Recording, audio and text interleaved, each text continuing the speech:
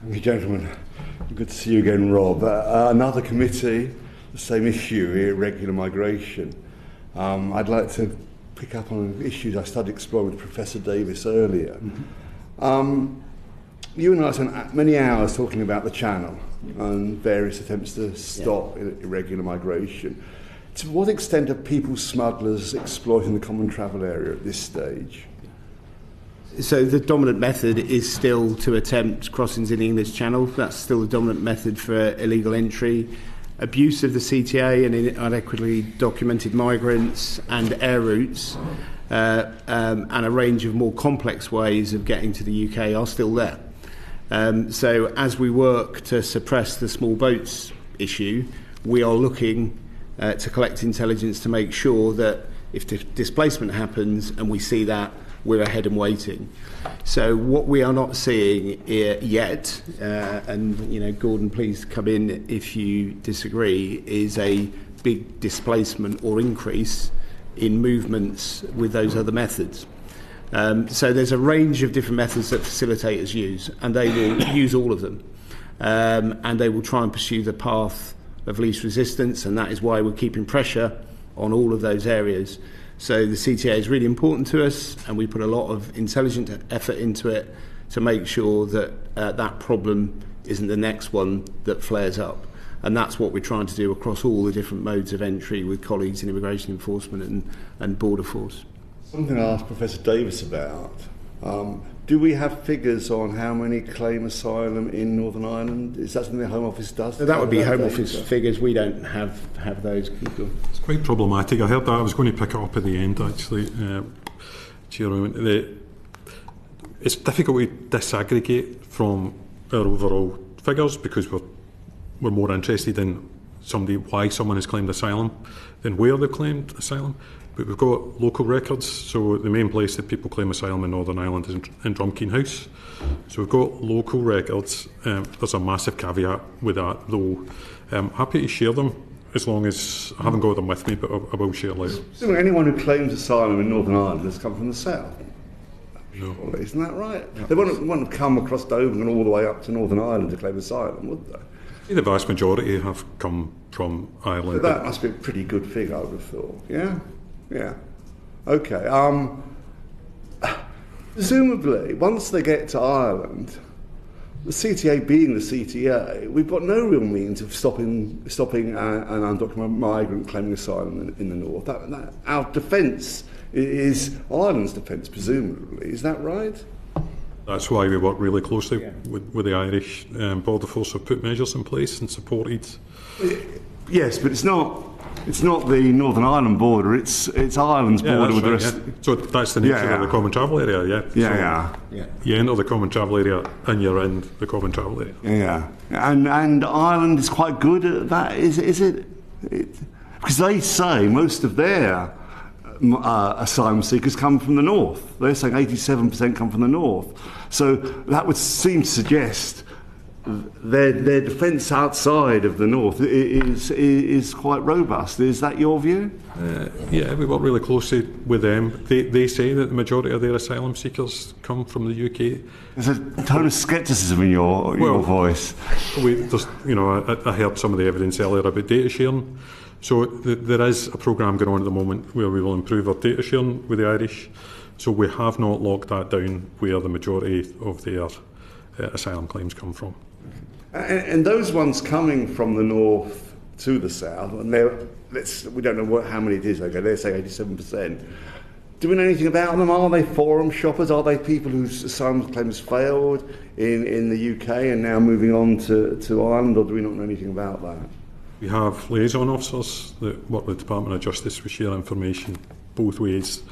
There's a real mix between people who've been granted a visa for the UK, people who've claimed asylum in the UK, people we have no record of whatsoever. Right. So there is a real mix. And are there figures on that mix? That you need to ask the Irish. So we will have records of who we have conducted checks on and what the outcome was. I'm not convinced we would want to necessarily share that, but we will have records. Okay. If we actually solve the channel, are you confident this will not just simply, the smugglers not move into this new route? So that's the point I made earlier, that we're alive to that, and you don't want to contest illegal migration in the English Channel. You want to contest it at ports and airports, because that's where your control measures are, that's where it's safer to contest it, and that's what we've done for years. Before COVID, before the conditions that created small boats, we contested illegal migration at ports and airports. That's where we choose to fight it. That's what we want to do, and that's what we'll be ready to do in the future. You can't do that with the common travel area, though, can you? Well, the common travel area we have managed for many, many years through the partnerships that we have. And, you know, we for many years, the dominant method of illegal entry was by vehicle, either through the Channel Tunnel or through roll-on, roll-off traffic. That was it. And that was topped up by inadequately documented migrants with more complex routes. So the CTA is part of that, and it's by keeping pressure and having an awareness on all of those that you contain it. But the CTA, by its very nature, it's not something you could protect as you could at a port or an airport. It's different. It's different. It is. Well, it's another version of the channel, is it not? No. Easier. No. Downside easier, actually. That's why we're working with the Irish. Yes. Yeah. So, yeah. And can I just add a couple of things to what Rob said? He's covered it brilliantly, but there's two other issues as well. It's a lot harder to get from France to Ireland than it is to get from France to Kent. And that's where our defence is, presumably. It's exactly that. So it's a lot more expensive. Yeah. So what we tend to see is people who have fallen into the grips of people smugglers who are passing through, because you need to get on an aircraft to get to Dublin, you need a false passport, a facilitator, all of that sort of stuff. So that is built in. And or to go by the traditional route, for want of a better phrase from Rob, in the back of a lorry to Rosslare, predominantly from Cherbourg, that's a long way. And I don't. In the past, there's only been 4 or 5 ferries a day, as opposed to, you know, whatever it is, 20 ferries a day from 4 or 5 ferries a week, as opposed to 20 ferries a day crossing the. So back to my original point, it's all our defence is really Ireland's defence. Once they get to Ireland, it's almost impossible. May I offer a view? I would say our defence is like concentric circles of.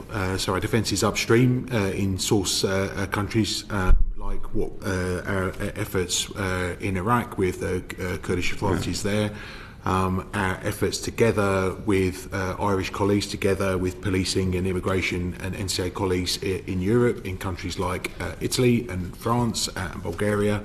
And then at the border in Ireland, and then our, I would say, a rather sophisticated arrangements that we have to manage to control the common travel area through regular exercises and intensifications that are multi-agency between An Garda Síochána, PSNI, Immigration Enforcement, Border Force and National Crime Agency, both within Northern Ireland and on that eastern coast. That last level of defence isn't one, surely, because all someone needs to do is walk across the border and claim asylum. You can't defend that, surely. So we in that concentric circle, which is the Northern Ireland, that's about sharing intelligence around groups around the threat, having a shared awareness of the groups that are facilitating smuggling and the routes, and attacking those routes together in whatever way we can between An Garda Síochána, PSNI, Immigration Enforcement, Border Force and ourselves, and that happens on regular intensifications both in Northern Ireland and on the east coast of GB. Thank you.